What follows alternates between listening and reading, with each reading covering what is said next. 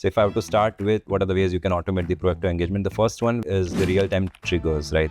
So let's say someone who is using your website or an app, right, has either interacted, filled a form, downloaded an ebook. That's a real-time engagements, right? You make sure that you have automated email, SMS, in-app, and push notifications depending on what channel you have the consent, right? The second one, which is around behavior-based personalization, right? Giving an example, if they are using Braze, the Canvas is a feature which Braze provides to build that workflow or automation. Let's say you are using Braze connected content where you can leverage the content by using the dynamic content block. The best example could be someone who has liked a particular category of the product, right? Or would have purchased the product of that category in past. Try to have that communication that, okay, there are other products of the similar category, right, which is relevant if they are interested. So that is again behavior based. The next one is more around proactive customer support, right? So if you are having a proactive customer support automation where if someone is trying to interacting with your product, right, try to send some communication or messaging. Let's say we have a client from a hospitality aggregator segment, right, and they try to provide support on how to surf and find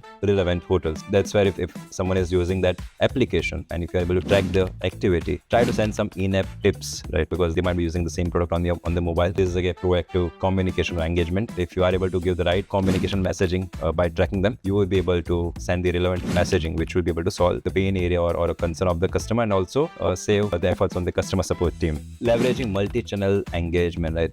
Now there are other channels, right, which could be incorporated, and we can leverage email, let's say SMS, push, in-app.